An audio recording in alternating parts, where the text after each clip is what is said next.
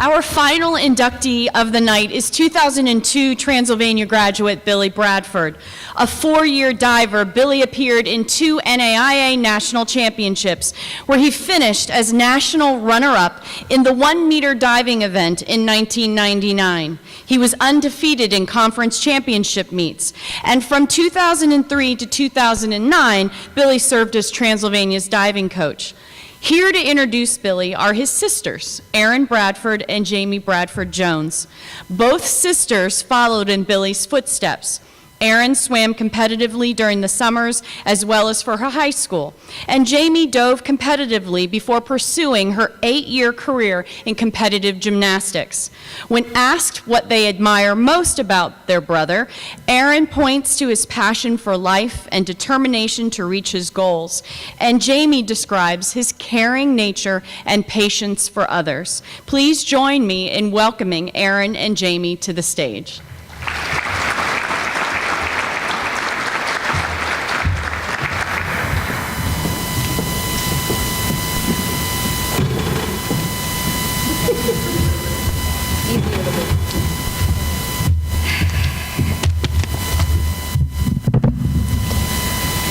It seems as though we've always known our brother as a steadfast contributor to the diving community, whether it was as an athlete with USA Diving, KHSAA Diving, or college diving, or also as a coach in the summer leagues in both Louisville and Lexington, and of course as a diving coach here at Transy.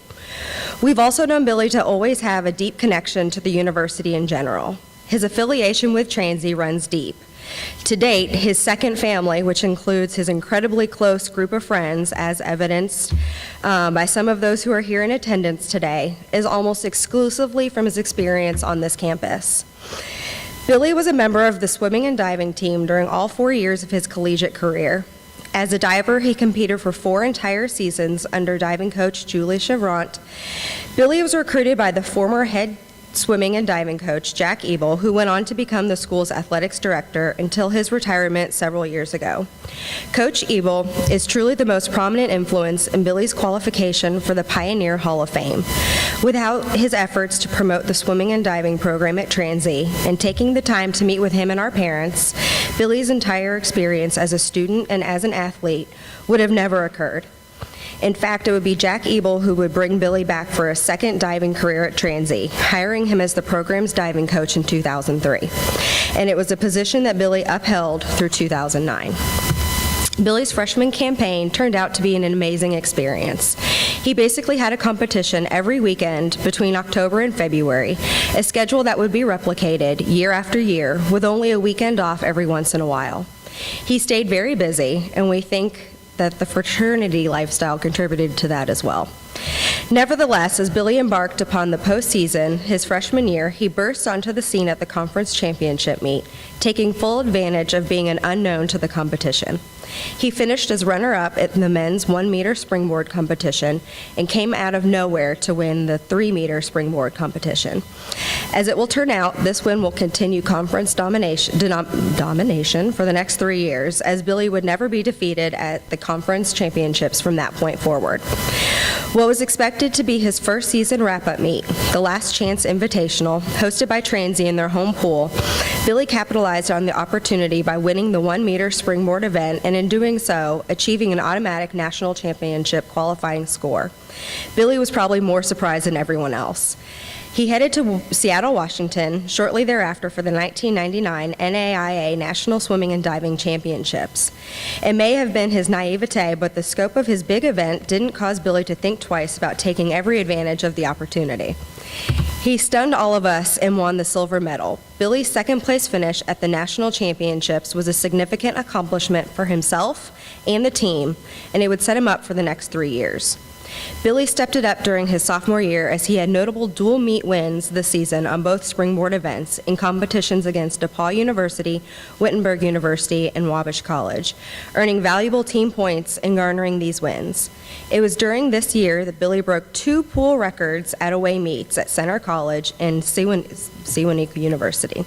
His postseason demonstrated complete control of the 1 and 3 meter springboard diving competitions at the conference championships at the College of Worcester, winning the 1 meter event for the first time and defending his title from freshman year in the 3 meter event. During his junior campaign, Billy's competitiveness and talent seemed to peak, especially in how he earned an automatic national championship qualifying score on the 3 meter springboard before the postseason ever began. This occurred at Ashbury College, where he broke both pool records for the men's 1 and 3 meter springboard diving events. He used the conference championships as a nationals tune-up event, and in doing so, he won the finals of both the 1 and 3 meter springboard diving events, contributing to his 4th and 5th overall conference championship titles. Billy was able to travel to Vancouver, Canada, where Simon Fraser University served as the host for the 2001 NAIA National Swimming and Diving Championships. There, he made the finals of the 3 meter springboard diving event, placing 5th overall. My turn. In his final year as a senior athlete, Billy led the diving squad with a strong overall effort in every competition of which he was entered, battling a few unfortunate and untimely injuries along the way.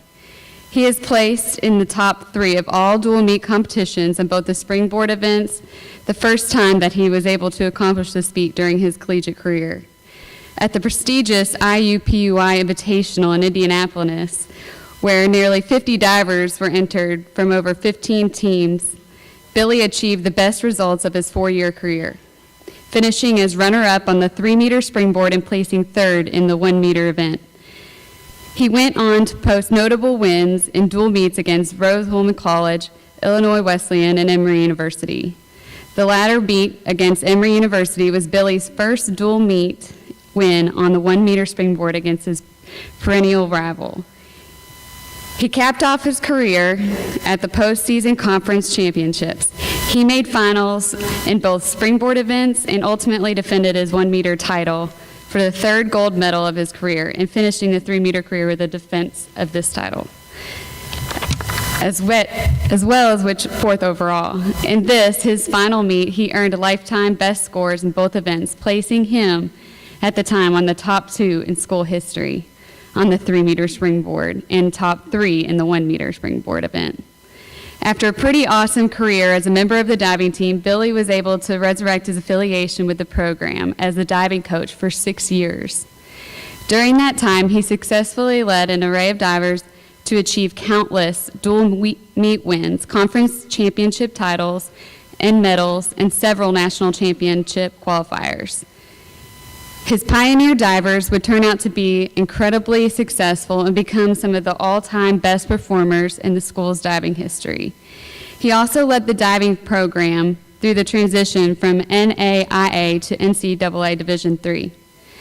Billy's instructional technique and ability to motivate and inspire his divers led to his athletes breaking 6 team records and several pool records at the William T. Young Campus Center, Transy's home pool. Throughout this time, at the helm of Transy diving team in the NCAA division, he was also heavily involved in Summer League, KHSAA, and USA diving. In fact, Billy was recognized by his peers in the 2008 at the Kentucky State High School Swimming and Diving Championships with the Boys Outstanding Dive Coach of the Year award. Obviously, based upon these accolades and other exceptional achievements that have gone unmentioned, Billy has deservedly earned the distinction of being named to the Hall of Fame. He has worked very hard and most definitely is a supporter of Transy and its athletics programs. He continues to be in touch with his former teammates and athletes of whom he coached from here. It is special for us to introduce our brother, as we are very proud of him for his accomplishments. We are incredibly excited for his recognition today. Billy is most deserving of being a member of the Pioneer Hall of Fame class of 2017.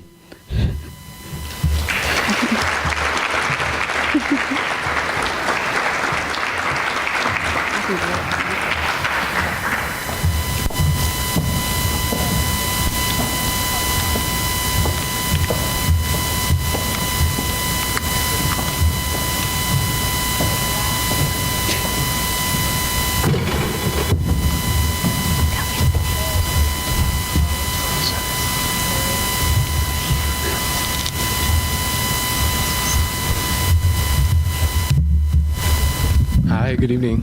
I selected my sisters because we have a very, very special relationship. There have been a lot of people who have influenced me with regards to the opportunity to be selected for the Hall of Fame, but my sisters and I have a really deep relationship. We are friends outside of being family.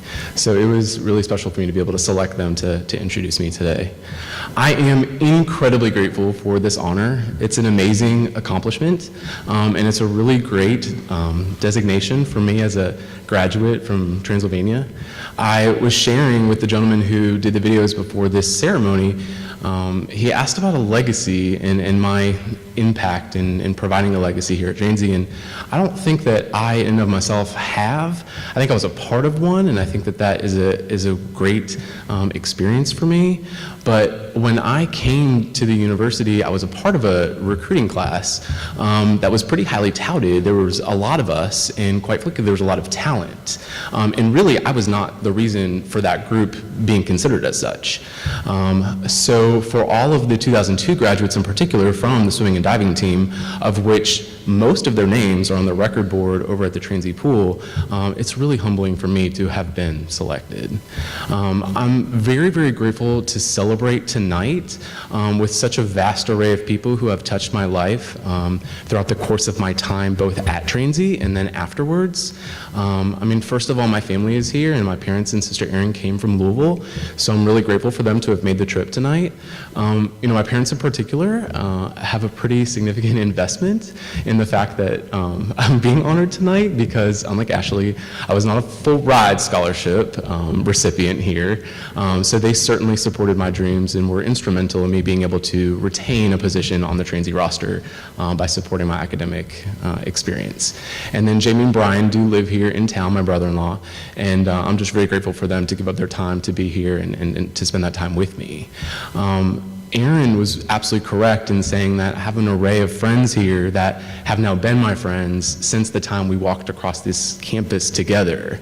And so I thank them very much, some of them from Nashville, a few from Louisville, and then definitely some from other parts of the state or other states made their time to come here and to spend time with me today. I'm a former teacher from here in the Fayette County School District, and at Lafayette High School, I have three teacher representatives from my time on staff there, and they're very good friends of mine, and I'm very grateful for their time. And then most recently, I've been a school principal in Northern Kentucky, and two of my very esteemed colleagues, one of which has taken my former position, also made the trip tonight, and I'm very grateful for that as well. And it's very unlike me to have my two worlds collide, because the poster reflects Billy Bradford, and that is how I'm known here on campus, but up north in Northern Kentucky, I have an alias named Bill Bradford, and so that is my professional name, so it's a little bit strange for both of my circles to be combining. And so it's really neat to be able to have that experience. I absolutely love the university, and I had the most amazing experience on campus here, both as a student, and then of course, most notably, with regards to tonight, as an athlete. I will say that one of the things that is really interesting about my background is that when I was recruited, I specifically remember having a conversation with Jack Ebel. He at the time, as Aaron mentioned, was the head swimming and diving coach, and he called, and he didn't call my cell because there's no such thing as that in 1998, but he called the house, and so whomever answered the phone in our household said, "Hey, the swim coach from Transy's on the phone and wants to talk to you." And so it's kind of a big deal for a high school athlete to have colleges calling them.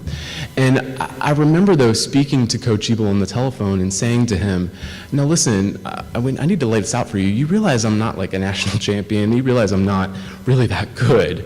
And he said he wasn't really concerned with that. And the irony is that 12 months later, I did end up not winning nationals, but I ended up going and finishing second, which was pretty astounding for me in my background. And so I just think that really stands out as a particular memory. I owe him a lot, and he wasn't able to come tonight, but Jack Ebel was really influential in my time here at Transy. He is a predominant reason for why I came here in the first place, by making the opportunity available. And then when he called and in 2003 and said, okay, you know, we need to resurrect this diving squad, and you have such a tight affiliation, you know, what would you think about coming in and coaching? And, you know, he gave me both those opportunities. So collectively, I have a decade of experience on the pool deck, the pebbled pool deck that's right across the street. I have a lot of time there in that pool, and I've breathed all of that air. The chlorine kind of just comes, and you know, you can just feel it and smell it, and it's an experience that I certainly will never forget, being on the team here. I'm grateful for the overview of my time as a team member at Transy. I certainly had an array of ups and an array of downs. So we'll start with the up, of course, because the 1999 Nationals was not supposed to happen. I was told very specifically I was not in the budget to have received an airfare to Seattle. It was not in the proposal for me to qualify for nationals. And so I did, and I got a chance to go there. And I do have a regret from that experience, you know, and again, I think that the gentleman who did the recording before this caused me to reflect a lot on this speech. And I wish I had a little bit more fun there, because I did well, but I was very focused. During that competition, I stood in a corner facing the wall as if I was in trouble for like 2 hours, because it was very important to me to do well at that national championships. Nobody had any expectations of me, and if they did, it was to not do well. And so I wanted to go and really prove that I could do a good job. And I will tell you, it was very, very funny, because in the huge auditorium that was there in Seattle, there's really, really large display of results. And at the conclusion of the men's 1 meter event, my coach was actually on the judging panel. It's not irregular, so it's not scandalous. And so at the very, very end of the competition, the number 2 line had B. Bradford next to it. And I was mortified, because I went up to her and I said, Julie, I need you to go over to that table and go fix this error that's really embarrassing. My name is up there at number 2, and they're gonna have to make this big announcement, like, sorry for the error. And she said, no, I mean, Billy, you got second. Like, you're runner-up. You actually almost won. And I just was in disbelief. I couldn't believe that had happened. And that really set the bar high for the next few years. That was a challenge, because, you know, achieving that result early on is very difficult to uphold. And, you know, I think that one of the takeaways for me as a diver on Transy's team was the character building that I was really able to experience along the way. I learned a lot of life lessons, and one of them is, how do you handle disappointment? Because as a diver, well, here's how this works. So every year, all of us on the swimming and diving team, we were chasing this national qualifying standard. For swimmers, you had to touch the ball in any meet under a certain time. And for divers, you had to achieve a certain numerical score in a particular competition.